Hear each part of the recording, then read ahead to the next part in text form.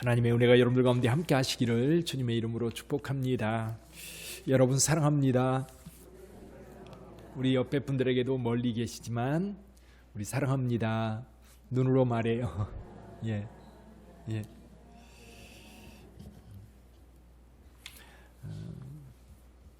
눈이 많이 오고 춥고 길이 많이 미끄러운데 오시느라 고생했습니다. 그만큼 하나님께서 여러분들에게 복을 주실 줄 믿습니다. 요즘 우리 교회에서 새벽기도 때 민수기를 읽어요. 민수기를 읽는데 민수기를 읽다 보면 어떤 생각이 드느냐면 이스라엘 백성들은 이제 불평 원망 제조기, 예전에 그런 일이 있었다고 그래요. 어떤 기차를 타고 가는데 부부가 같이 타고 가는데 아내가 그 기차를 타고 가면서 무지 불평을 많이 한 거예요. 근데 앞에 앉았던 분이 물었대요, 남편에게. 당신의 아내는 무엇하는 사람입니까? 물었더니 제조업을 합니다. 그렇게 대답을 했대요. 그랬더니 어떤 것을 제조하는데요? 라고 물었더니 불평을 제조하는 제조업을 한다고 그렇게 얘기를 했다고 그러더라고요. 어쨌거나 민수기를 읽을 때마다 그 생각이 나요. 하나님께 원망 불평을 털어놓는 이스라엘 백성들. 근데 사실 본물 터지듯 불평 원망이 터져 나오거든요. 걷잡을 수 없이. 근데 하나님께서는 이 불평에 대해서 두 가지 반응을 보이세요. 어떤 경우는 그 불평에 대해서 다 들으시고 해결해 주시며 또 한편으로는 하나님께서 진노하는 경우도 많이 있고요. 근데 구약신학자였던 월터 브루그만이라고 하는 분이 있거든요. 그분이 쓴 책에 보니까 광야는 불평이 터져 나오는 곳이다, 이렇게 진단을 하더라고요. 광야는 불평이 터져 나오는 곳이다. 왜 그런가 했더니 애굽에서는요 불평 한마디 못했던 거예요. 애굽에서는 그 힘에 눌려가지고 불평하면 금방 죽거든요. 그러니까 아무 소리 못하고. 요즘에도 여러분 대통령을 그렇게 욕하면서 광화문 사거리를 돌아다니는 사람을 봤어요. 옛날 같으면 그런 게 어디 있습니까? 당장 잡아다가 어디 쥐도 새도 모르게 없애버렸을 텐데, 그런 어쩌면 이렇게 눌려있던 것이 광야로 나오면서 이스라엘 백성들은 그동안 눌렸던 이 불평 원망들이 터져나오는 거예요. 근데 우리 하나님께서는 그 불평에 대해서 이제 어떤 거는 받아두지만 어떤 거는 또 안 받아주시기도 하거든요. 근데 불평 원망할 때에 진짜 힘든 게 누구냐면요, 모세예요. 지도자들이에요. 여러분들이 가정에서도 자녀들이 계속 엄마 아빠한테 불평하면요 견디기 어렵습니다. 어느 데나 마찬가지인 것 같아요. 근데 불평조차도 못하는 그런 곳에 산다면 숨이 막혀 죽겠지요.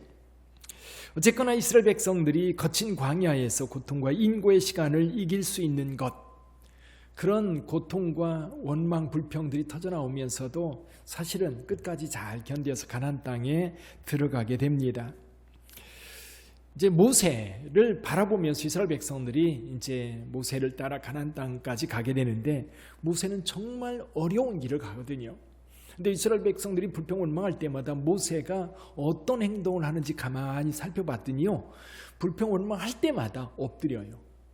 그때마다 엎드려요. 회막 앞에 엎드리고 하나님 앞에 엎드리고 엎드립니다. 그리고 하나님 앞에 기도해요. 백성들을 대적해서 백성들과 싸운 적이 거의 없습니다. 하나님 앞에 부름받은 자들은 그런 것 같아요. 하나님 앞에 부름받았기 때문에 그 부름에 충실하다 보면 딴 것에 신경 쓸 겨를이 없지요. 이제 모세가 그 길을 갈 때에 여호수아와 갈렙이라는 사람이 있습니다. 하나님께서 여호수아와 갈렙을 직접 부르지는 않았어요. 근데 여호수아와 갈렙은 하나님께서 모세를 부르고 모세와 함께하는 모습을 옆에서 지켜봤어요. 지켜보면서 이 두 사람에게 믿음이 자연스럽게 생겼던 거지요. 그렇죠? 애굽에서 10가지 재앙, 홍해를 가르는 사건, 광야를 지나면서 만나와 메추라기로 또 반석을 열어 물을 주시는 하나님의 능력을 여호수아와 갈렙은 옆에서 지켜보면서 하나님을 향한 믿음이 자연스럽게 형성됐고, 그 믿음이 가나안 땅에 들어갈 수 있는 믿음으로 성장했던 겁니다. 저는 모세같이 하나님 앞에 부름받은 사람들, 애굽에서 고통당하는 이스라엘 백성을 구원하기 위해서 하나님께서 모세를 불렀어요. 또 아무도 하나님을 찾지 않는 시대에 하나님께서 아브라함을 부르십니다.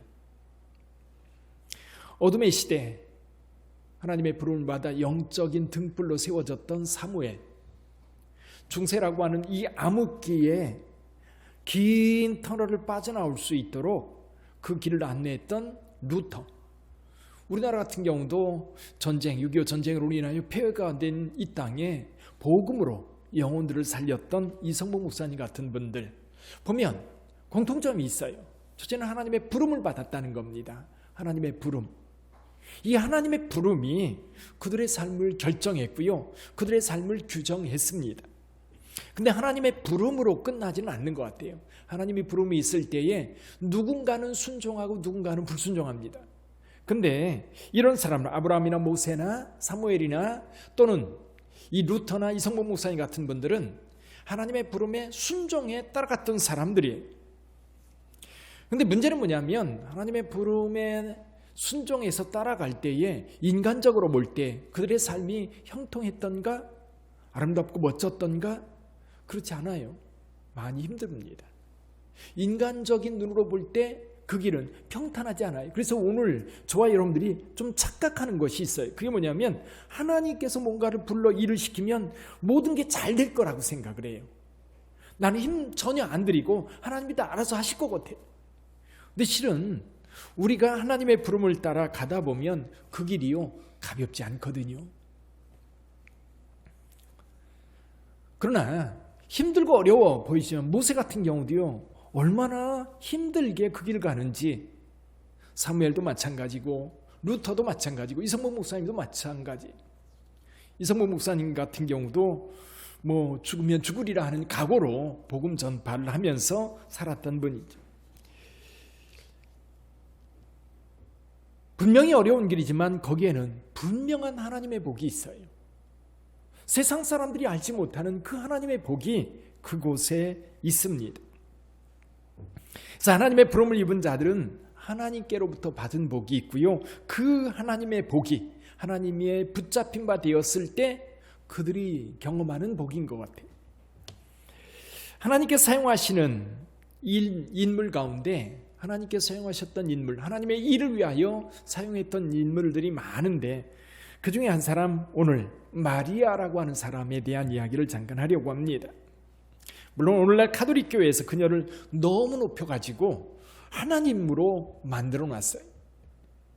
너무나도 지나치게 말도 안 되는 일을 이 카톨릭에서 하고 있는 거지. 그러나 하나님께서 마리아를 통해서 하셨던 일들, 또 그를 복되게 하신 것은 분명한 것 같아요. 이게 인간의 모습에서 볼 때에 정말 하나님의 귀한 복을 받았고 하나님의 귀한 역사 가운데 동참했던 인물이지요. 자, 오늘 본문의 말씀의 내용을 잠깐 살펴볼까요? 자, 이 가브리엘 천사가 이 나사렛이라고 하는 이 산골 마을, 사실 나사렛은 굉장히 깊은 산골이에요. 그 산골 마을 동굴에 찾아가서 마리아를 부릅니다. 그리고 그에게 수태 소식을 전합니다. 그곳에 지금은 세계에서 가장 아름다운 교회가 멋지게 서 있지요. 수태 소식을 전하면서 가브리엘 천사는 그에게 이런 이야기를 해요. 여기 35절에 보면 이렇게 말하면 천사가 대답하여 이르되 성령이 내게 임하시고 지극히 높으신 이의 능력이 너를 덮으시리니 이름으로 나실 바 거룩한 이는 하나님의 아들이라 일컬어지리라. 그래서 보통 이제 마리아가 그때 나이가 얼마나 됐을까 사람들이 추정하거든요. 몇 살쯤 됐을 거라고 여러분들은 생각하십니까? 요즘에는 하도 결혼을 늦게 하셔서, 그렇죠? 어제 결혼한 부부도 30대 후반쯤 되는. 근데 여기 마리아는 언제쯤 잉태 소식을 들었을까요? 아마 보통 학자들이 얘기를 16살이나 17살쯤 되었을 것으로 봅니다. 그러니까 그때 마리아가 무엇을 알 수 있었을까? 더군다나 그가 잉태되어서 낳은 아이가 하나님의 아들이라 일컬음을 받을 것이다 라고 할 때에 도대체 그게 무슨 얘기일까? 그때 깨달아 알았을까요? 아마 잘 몰랐을 겁니다. 다만 하나님의 부름과 하나님께서 말씀을 전해 주실 때에 단 한 가지 조건, 한 가지 증거를 주셔요. 그 증거가 뭐냐면 엘리자벳입니다. 여기 36절에 보면 보라 내 친족 엘리자벳도 늙어서 아들을 배었느니라 본래 임신하지 못한다고 알려지니가 이미 6달이 되었다. 이건 분명히 성령에 의해서 이루어진 일이라고 하는 것을 마리아에게 증거로 보여준 거예요. 일이 이루어질 거라고 하는 것을. 그래서 마리아가 천사에게 대답하지요. 주의 여종이오니 말씀대로 내게 이루어지이다 라고 응답할 때 천사는 떠납니다. 근데 마리아가 가만히 있지 않고 곧바로 어디로 가요? 나사렛에서 유대 땅으로 달려갑니다. 그 동네가 바로 에인 케렘이라고 하는 동네입니다. 지금 가면 거기에 이제 세례요한 탄생교회가 있고 그 옆에 이제 마리아 방문교회가 서로 이렇게 마주보고 있는 아주 자그마한 동네입니다.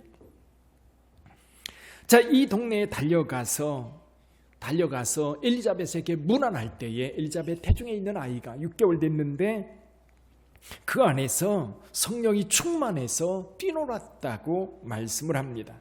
그러면서 마리아에 대하여 이 엘리자벳이 노래 부르는 내용이 있습니다. 40절 이하에 보면 큰 소리를 불러 이르되 여자 중에 내가 복이 있으며 내 태중의 아이도 복이 있도다. 내 주의 어머니가 내게 나오니 이 어찌된 일인가. 내 주의 어머니라고 표현을 하고 있어요. 그러면서 45절에서 말씀하여 주께서 하신 말씀이 반드시 이루어지리라고 믿는 그 여자에게 복이 있도다. 그때 마리아가 여기 46절부터 55절까지 노래를 부르는데 이것을 마리아의 찬가라고 말합니다. 마리아의 찬가. 이 마리아의 찬가를 오늘 살펴보면서 마리아가 받은 그 은혜, 그것이 오늘 저와 여러분들에게 어떻게 적용해 볼 수 있는지 한번 살펴보겠습니다. 이 마리아는 먼저 자기 자신에게 주신 하나님의 은혜에 대해서 먼저 노래를 하고 있어요. 하나님께서 내게 주신 은혜, 내게 주신 축복, 그게 뭐냐라는 거죠. 마리아는 자신에게 이루어질 일이 어떤 것인지 구체적으로 알지 못했을 겁니다. 다만 천사가 전해준 그 소식을 듣고 순종했을 뿐이에요. 자, 처녀가 잉태하여 아들을 낳는다? 여러분, 이 소식이 주변 사람들에게 퍼져나가면 돌 맞아 죽습니다. 돌로 쳐 죽이는 것이 이스라엘의 율법이에요. 물론 이 소식을 듣고 곧바로 여러분 에인케렘에 가서 3개월을 있다 옵니다. 그리고 그 소문이 사실은 이 나사렛에 났어요. 마리아가 잉태되었다. 그래서 이 요셉은 그 소식을 듣고 누구의 아이인지는 잘 모르지만 조용히 끊고 다른 사람에게 그 남자에게 보내기로 마음을 먹었는데 하나님께서 요셉에게도 현몽하여 말씀하셨지요. 이는 성령으로 잉태된 것이니 마리아 데려오기를 두려워하지 말라. 그래서 그를 데려다가 이제 함께 살게 됩니다. 마리아는 사실 하나님의 말씀에 순종한다는 것이 무엇인지, 그에게 앞으로 찾아올 고난이 어떤 것인지 그는 구체적으로 알지 못했었어요. 근데 그 고난이 언제부터 시작됐어요? 이 요셉이 받아주었기 때문에 그 고난, 잉태되어 있는 동안에는 별일이 없었습니다마는 이제 베들레헴에 가서 아기를 낳은 이후에 헤롯이 베들레헴에 있는 2살 이하의 아이들을 전부 다 죽이려 할 때 애굽으로 피난을 갑니다. 애굽에서 10년을 살아요. 여러분, 그 10년, 애굽은 말도 잘 통하지 않는 곳입니다. 그곳에서 10년을 살다가 다시 돌아오게 되는데, 사실은 그 전에 이 예수님이 8일 만에 할례를 받을 때 시몬이 예언한 말씀이 있어요. 마리아에 대해서 이렇게 말합니다. 또 칼이 내 마음을 찌르듯 다리니, 내 마음을 찌르듯 다리니. 마리아는 예수께서 십자가를 지고 골고다 언덕을 향해 올라가는 모습을 봤습니다. 그리고 십자가에서 엘리 엘리 라마 사박다니 하면서 죽어가는 모습을 지켜보아야만 했습니다. 저 세상의 가장 큰 고통은 자녀가 고통을 당하는 것이고 자녀가 앞에서 죽임을 당하는 그 모습일 거예요. 가장 고통스러운 일이지. 그 어떤 것으로도 바꿀 수 없는 그런 고통일 거예요. 자, 그런 고난과 역경의 길이 계속되었지만 지금 이 순간에는 마리아에게 그런 고난이 있을 거라고 아마 누구도 상상하지는 못했을 거예요. 분명히 마리아는 하나님 앞에 기도하면서 이렇게 기도합니다. 그의 여종의 비천함을 돌보셨음이라. 이제후로는 만세에 나를 복이 있다 일컬으리라. 하나님의 아들 예수께서 이 땅으로 오시는데 어느 통로를 이용하실까? 어떻게 오실까 할 때에 마리아를 선택했고 마리아를 통해서 하나님의 놀라운 일이 이루어졌던 겁니다. 마리아는 자기 자신을 비천한 여종이라고 말하고 있습니다. 어쩌면 저와 여러분들은 마리아, 갈릴리 산골 나사렛에 살던 그 어린 소녀보다도 더 비천한 모습으로 하나님 앞에 서 있지는 않을까요? 이사야서 41장 14절에 보면 이사야는 이스라엘 백성들을 향해서 이렇게 외칩니다. 버러지 같은 너 야곱아, 버러지 같은 너 야곱아, 너 이스라엘 사람들아 두려워하지 말라. 나 여호와가 말하노니 내가 너를 도울 것이라. 내 구속자는 이스라엘의 거룩한 이니라. 자, 저와 여러분들이 아무것도 아닌 존재인데 우리 하나님께 저와 여러분들을 불러 하나님의 자녀 삼아 주셨어요. 어쩌면 버러지만도 못한, 상한 갈대만도 못한, 금방 꺼져가는 그런 등불과 같은 우리를 불러서 하나님의 자녀 삼아 주셨고 하나님의 일을 맡겨주셨어요. 어떠세요? 저와 여러분들이 하나님의 자녀라고 확신하고 오늘 여기에 앉아있는 줄 믿습니다. 그 믿음이 여러분의 삶을 지켜주는 줄 믿어요. 그러면서 또 한쪽으로 보면 정말 버러지 같은 나, 너무나도 비천한 나, 그를 불러 하나님께서 주의 종 삼으시고 또 여러분들을 불러 하나님의 자녀 삼아 주셨습니다. 또 우리에게 빛된 교회를 허락해 주셨습니다. 맡겨주셨어요. 뭔가를 맡겨주셨어요. 여러분이 살아가면서 하나님께서 여러분을 불러 여러분에게 무엇을 맡겨주셨다라고 생각하면서 오늘 여기까지 오셨습니까? 너무 거창하게 사명, 소명 생각할 거 없이요. 자, 2021년, 2022년 여러분이 또한 여러 가지 교회 일을 맡아서 행하게 될 겁니다. 그건 분명 은혜예요.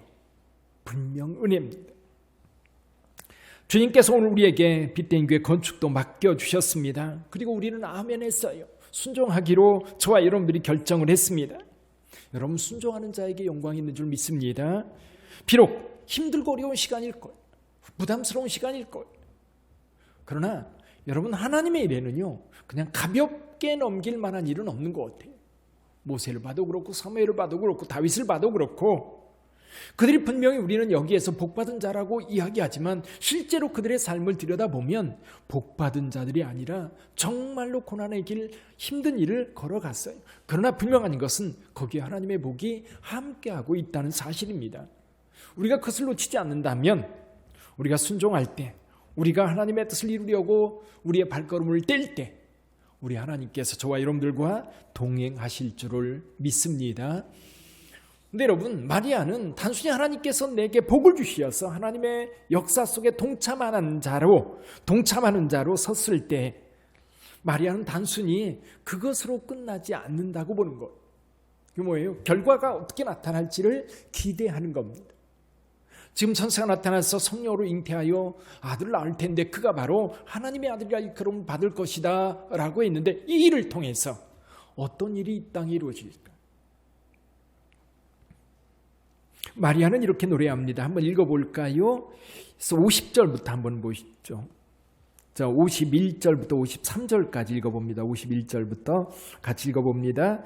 그의 발로 힘을 보이사 마음의 생각이 교만한 자를 드셨고 권세 있는 자를 그 위에 내리치셨으며 비천한 자를 높이셨고 줄이는 자를 좋은 것으로 배불리셨으며 부자는 빈손으로 보내셨도다. 아멘. 마리아가 자기를 통해서 이루어질 하나님의 나라, 자기를 통해서 하나님의 역사가 어떻게 나타날까? 여러분 예언적으로 기대하고 있는 거예요. 소원하고 있는 거예요. 그게 뭐예요? 정의롭고 공평한 하나님의 나라입니다. 하나님의 통치가 이 땅에 공평하게 이루어지기를 기대하는 겁니다. 마리아는 자신을 통해 이루어질 일을 통해서 이 땅에 하나님의 공의가 성취되기를 기대하고 있는 거예요. 하나님을 통해 마리아를 통해 하나님의 일이 이루어질 겁니다. 마리아를 통해 나온 아기가 이 땅에 하나님의 공의를 세울 거라고 마리아는 기대하고 있는 거예요. 우리도 함께 꿈을 꿉니다. 단순히 하나님께서 저와 여러분들을 통해서 무엇인가 맡겨주셨어요. 맡겨주셨을 때 그 맡겨주신 일, 그냥 내가 잠잠히 그 일만 이루면 되는 건가요? 아니요. 그 일을 통해서 뭔가 나타나는 것이 있을 거예요. 아마 2022년도 여러분에게 맡겨진 일들이 있을 겁니다. 어떤 분은 찬양으로, 어떤 분은 또 재정부에서, 어떤 분은 구역장으로, 어떤 분은 기관 임원으로, 어떤 분들은 팀원으로, 팀장으로 각자 여러분이 여러 가지를 맡아서 하나님의 일에 동참하게 될 거예요. 그런데 여러분들이 맡은 그 일을 통해서 단순히 그 일을 내가 맡아서 행하는 것으로 끝나지 마시고 꿈꾸시기를 바랍니다. 내가 이것을 잘 감당했을 때에 과연 어떤 결과가 만들어질까? 물론 하나님의 나라라고 하는 큰 이 역사 속에 내가 감당하는 부분은 아주 작은 부분이에요. 아주 작은 부분이지만 그 아주 작은 부분이 내가 맡아서 감당할 때 하나님의 놀라운 일들이 이루어지는 거예요. 사랑하는 성도 여러분, 교회가 세워지고 하나님의 나라가 이 땅에 세워지고 연약한 자들이 힘을 얻고 갈 길을 잃은 자들이 그 길을 통해서 하나님 앞에 세워질 거예요. 주님의 몸된 교회, 빛된 교회가 하나님 앞에 세워질 겁니다. 이 일에 우리가 부름받아서 함께 세워갈 겁니다.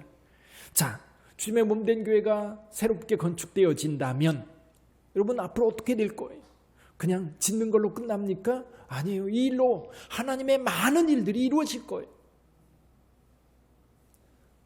어떤 사람은 구원의 복음을 듣게 될 것이고, 어떤 사람은 교회를 통해서 희망을 보게 될 것이고, 어떤 사람은 위로를 얻게 될 것이고, 어떤 사람은 샘을 얻게 될 겁니다. 어두워져 있는 갈 길이 주님의 몸된 교회를 통해서 그의 길들이 밝혀질 것. 주님의 몸된 교회가 세워지는데 우리가 함께 동참하여서 그것을 통해서 하나님의 나라가 이루어지는 거예요. 작게는 여러분들이 하고자 하는 그 일을 통해서 교회가 세워지고 그 일을 통해서 또한 하나님의 나라가 이루어진다는 것을 분명히 알고 함께 갈 수 있기를 주님의 이름으로 축원합니다. 순종하세요. 그건 분명히 가볍지 않습니다. 분명히 우리가 짐을 질 때 무거워요. 그러나 이 짐을 통해서 성취되는 하나님의 역사가 있는 거고, 그 짐을 진 자에게 하나님의 복이 임하는 겁니다. 꿈이 있어야 될 것 같아요. 김형석이라고 하는 분 아시죠? 그분이 이제 100세가 되고 나서 책을 한 권 썼어요. 책 제목이 뭐예요? 100년을 살고 보니. 저는 그런 생각으로 저는 가끔 80세 정도만 살아도 저는 많이 살 거라고 생각을 합니다. 이게 천성적으로 건강해야 90년 이상 사는 것 같아요. 근데 그분이 뭐라고 얘기하느냐면 이런 얘기를 하더라고요. 90이 넘기 전까지 늙었다고 말하지 마라. 아멘. 아셨죠? 아직 좀 멀었죠? 여러분들에게 아직 좀 멀었는데 그분이 하는 얘기가 자기가 살아보니까 90이 넘으니까 몸이 좀 안 따라줘서 이제 늙었나 보다 그 생각을 했는데 90 넘기 전까지는 늙었다 말하지 말라는 거예요. 근데 많은 분들이 50이 넘으면 기억력이 떨어진대요. 기억력. 자기도 보니까 기억력이 현저하게 떨어지더라는 거예요. 근데 여러분 이 정신력은요 늙지 않는데요. 스스로 자기가 늙었다고 생각하니까 늙는 거지 전혀 지금 102세인데도 대담할 때 보니까요 전혀 기억력뿐만 아니라 아무것도 그냥 몸만 얼굴만 나이가 든 노인의 모습이지. 글쎄 여러분 그 기억력은 쇠퇴할지 모르지만 여러분 그 머릿속에 창의력이라든지 그리고 머릿속에서 이 행하는 일들은 오히려 젊었을 때보다 훨씬 더 활발하게 활동을 한다고 그래요. 그래서 정신력은 늙는 게 아니다. 그러면서 또 한 가지 이런 얘기를 하시더라고요. 자기는 60세까지는 돈을 벌기 위해서 일하는 것 마땅하다는 거예요. 목적이 거기에 두는 거 마땅하다. 왜냐하면 책임져야 될 가족들이 있거든요. 책임져야 될, 자기도 이제 연세대 교수로 갈 당시에 책임져야 할, 부양할 가족이 10명이었대요. 정말 힘들게 살았대요. 그러다가 이제 점점 이제 유명인사가 되고 강의도 하고 그러면서 이제 살았는데, 돈을 벌기 위해서 열심히 젊었을 때는 직장 생활하고 일하는데, 그 다음부터는 돈 바라보지 말고 가치를 바라보라는 거예요. 가치. 무엇이 더 중요한가? 자기는 교육자로서 그 보람을 가지고 일해왔다는 겁니다. 근데 저와 여러분들이, 특히 이제 여러분들이 직장에서 일하는 것도 있지만 주님의 몸된 교회 안에서 예수께서 주신 그 은혜를 따라 하나님의 나라를 섬길 때, 여러분 그 가치는 세상의 그 어떤 것보다도 소중한 거예요. 근데 돈 벌 때는요, 돈을 벌어야 된다고 할 때는 그렇게 힘들었대요. 힘들고 어려웠는데, 이게 돈 버는 게 아니라 가치를 위해서 일할 때는 돈 벌 때보다 일을 훨씬 더 많이 하는데도 피곤치 않더라는 거예요. 힘들지 않더라는 거예요. 주님의 몸된 교회를 섬기는 것도 마찬가지입니다. 마리아가 꿈꾸고 있는 것처럼 자기를 통해서 하나님의 나라가 어떻게 이루어질지 기대한다면 힘들지 않아요. 또 교회가 건축할 때 우리가 서로 부담스럽고 힘들어하여서 때로는 교회를 떠나는 분들도 계세요. 그러나 그 짐 기꺼이 질 때 그것이 복이 되고, 그것을 통해서 하나님의 역사가 만들어진다는 사실을 우리는 기대합니다. 그러면서 마리아가 한 가지 더 노래하는 것이 있어요. 54, 55절 같이 한번 더 읽어볼까요? 같이 읽어봅니다. 그 종 이스라엘을 도우사 긍휼히 여기시고 기억하시되 우리 조상에게 말씀하신 것과 같이 아브라함과 그 자손에게 영원히 하시리로다 하니라. 아멘. 여러분, 마리아가 한 가지 붙잡고 있는 것이 있었어요. 그게 뭐냐면 하나님의 약속이에요. 하나님의 약속. 여러분, 이스라엘 민족에게, 여러분, 하나님 이스라엘 민족이 오늘날까지, 그리고 성경의 역사를 이루어온 민족으로 살아갈 수 있었던 것 가운데 굉장히 중요한 핵심이 뭐냐면, 하나님께서 아브라함을 부르고 약속했을 때 그의 후손들은 그 약속을 믿었다는 겁니다. 애굽에서 고통스러운 세월을 보낼 때에도, 노예 생활을 할 때에도 그들은 그걸 포기하지 않고 붙잡고 있었다는 겁니다. 그러니까 모세가 와서 나가자 할 때 그들은 나갈 수 있었던 거예요. 만약에 그 약속이 없었다면 안 나갑니다. 뭘 믿고 나갈 거예요? 그렇잖아요. 하나님의 약속이 있었고 그 약속을 붙잡고 기다리다 보니까 때가 되어 하나님께서 모세를 보낼 때 그들은 할렐루야 하면서 그 길을 따라갈 수 있었던 거예요. 광야에서 불평 원망이 쏟아졌지만 그들은 끝까지 따라갔어요. 어디까지? 가나안 땅, 젖과 꿀이 흐르는 땅까지 갔어요. 그들은 말로는 불평 원망하면서 지휘관을 세워서 돌아가자, 애굽으로 가자, 애굽에 있을 때는 즐겁지 않았더냐, 맛있는 거 먹지 않았더냐. 여러분, 그럼에도 불구하고요 갔어요. 그럼에도 불구하고 이스라엘 민족은 가나안 땅을 향해 갔어요. 예언자들이 그렇게 약속하고 예언할 때, 바벨론 포로로 가서 70년을 살 때에도 에레미야가 예언했던 그 약속의 말씀이 있었기 때문에 그들은 그 약속을 믿고 기다렸고, 그때가 왔을 때 그들은 즐겁게 노래 부르면서 예루살렘으로 올 수 있었던 거예요. 지금 마리아가 하나님의 아들이라 일컬음 받으리라, 그런 역사가 그를 통해서 이루어진다고 할 때에 그것은 바로 하나님께서 구약시대에 약속했던 그 약속의 성취로 마리아는 봤던 겁니다. 특별히 어둡고 힘들 때, 여러분 개인적으로도 마찬가지일 거예요. 직장 생활하면서 또는 건강 때문에 여러 가지 이유로 어둠의 터널을 지나게 될 때가 있을 거예요. 그때 그 터널을 우리가 무사히 지날 수 있는 가장 큰 근거가 뭐냐면 하나님의 약속이에요. 그 약속이 있기 때문에 가는 거예요. 힘들어도 가는 거예요. 지쳐도 가는 거예요. 만약에 그 약속이 없다면 그냥 거기서 죽을 거예요. 거기서 포기하고 말 거예요. 마리아는 하나님께서 자기를 통해서 하나님의 역사가 이루어질 때에 그것이 조상들로부터 하나님께서 약속하셨고 그 약속을 성취시켜 갔던 그 연장선상에서 하나님의 일이 이루어질 거라고 기대하고 있는 거예요.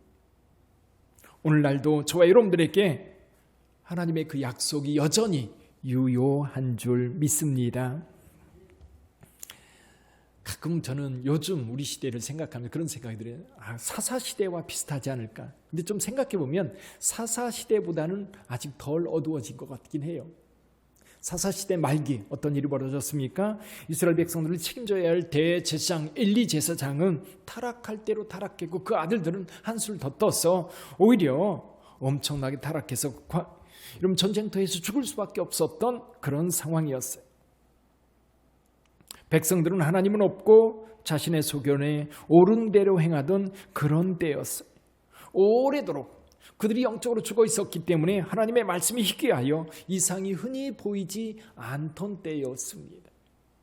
근데 여러분, 이 사사기 7장 2절에 보면 이런 말씀이 있어요. 이스라엘 족속이 여호와를 사모하니라. 하나님을 사모하니라. 어둡고 힘들수록 이 사모함이 새로운 시대를 열어가는 출발점이 되는 거예요. 사모할 때 사무엘이 하나님의 말씀을 전하기 시작해요. 사모할 때 그들에게 하나님의 말씀을 전하니까 그 말씀이 백성들에게 먹혀 들어가기 시작하고 새 시대를 열어갈 수 있었던 겁니다. 여호와의 말씀을 사모할 때 부흥의 역사가 일어났고요. 사무엘을 통해서 하나님이 일하기 시작했던 겁니다. 마리아의 그 마음에 임하셨던 성령님이 오늘 우리 마음에도 임하시기를 소원합니다. 이스라엘 백성들과 함께 하셨던 그 하나님, 그 성령님께서 오늘 우리 시대에, 시대적으로는 코로나 때문에 모든 것이 묶여있고 눌려있는 시대, 교회적으로는 건축이라고 하는 큰 사업을 앞에 놓고 있어 이것이 우리에게 큰 짐으로 다가오고 있는 그런 때, 사랑하는 성도 여러분, 그런 상황 속에서 우리가 하나님을 노래하고 하나님께서 우리와 함께 하심을 노래하면서 하나님의 역사를 우리가 감당하고 나아갈 수 있는, 감당해서 나아갈 수 있는 그런 것은 바로 우리 마음속에서 여호와를 사모하는, 우리 주 예수 그리스도를 사모하는 그 마음에서부터 다시 시작되는 줄 믿습니다. 이제 주님 오시는 성탄절 이번 주간 토요일입니다. 우리 마음속에 우리 주 예수 그리스도를 사모하는 마음이 있을 때 거기서부터 하나님의 역사는 이루어지는 줄 믿습니다. 그 사모하는 마음을 저와 여러분들에게 더해달라고 기도할 수 있기를 주님의 이름으로 축원합니다. 기도하겠습니다.